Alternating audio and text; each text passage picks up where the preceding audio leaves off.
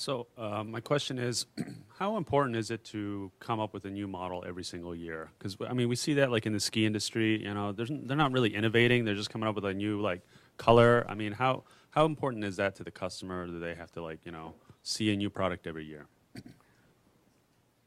I think it's important. I think fundamentally, it's not a question of product technology. It's not a question of what the benefit is that you're delivering.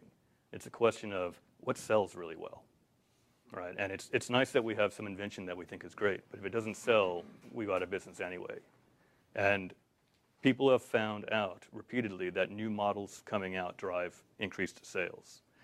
To my knowledge, and I'm sure you guys are going to bring in a marketing MBA from Stanford who can talk about this better than I can. But from my knowledge, there's two reasons this is true. One is because the easiest person to sell your product to is the person who already has it. I bought your product 2 years ago and I like it and it broke, or I want a new one, or you've got a new one that's better. You have an existing connection to that customer. They're interested in your space. They believe in you as a supplier. They took a risk on a young company. So it's easier to sell to them, but you need something to sell to them, and a new model does that. Different colors, right? It does not need to be a fundamental change in the market, but it does help you sell back to the customer you already have. And then the other, on a more engineering-driven side, is if you're doing a technology product, actually technology does tend to advance. And you will see that you have two choices. One is you can take the product that you have and not change it, and it will be cheaper next year than this year, right? Memory prices go down another X%. The processor is last year's model, and so you can get it cheaper. And you will have a competitor that comes at you with this year's product. You have the choice to sell last year's product at a lower price. You've just taken down your revenue and your margin. Or you can bring out a new competitive product, which is probably about the same cost as it was last year, because this year's memory processor costs about as much as last year's processor, and stay at that price point and defend your business structure, your revenue targets, your margin targets. And so for both of those reasons, companies tend to bring out new products every year. I think in general, it's a good idea. There's exceptions to every rule, but I'd be leery of them.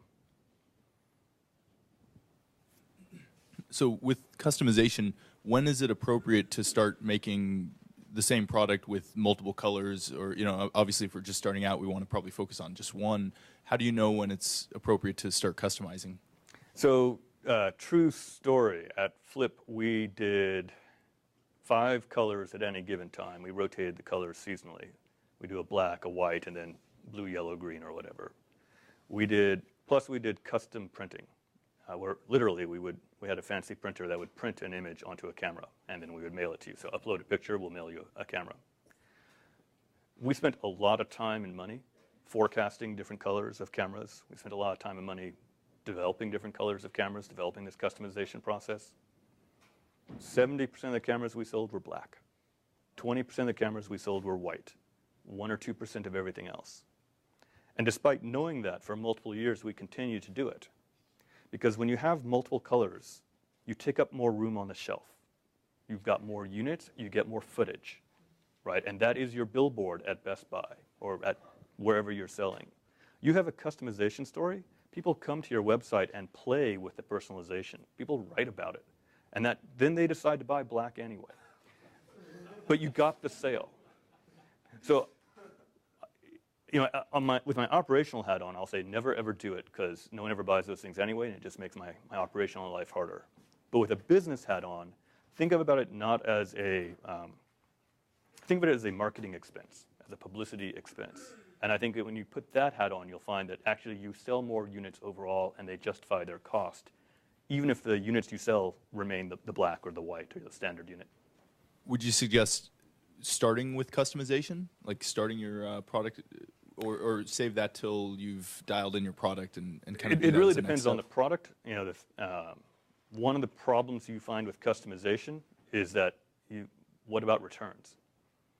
Right, you've just built a customized product, and when we did customized product, we actually ended up just scrapping them, and we took a $150 camera and threw it away, because the cost of turning it back into a generic camera was low. Was high, and it just wasn't. It didn't pencil out. To make sense.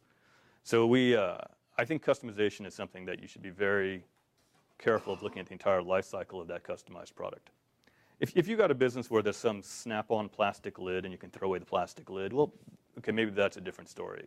If you've got a business where customization is your story, you only sell it customized, that's a different story. But I would encourage you to look at the entire life cycle of the product and make sure it makes sense all the way through.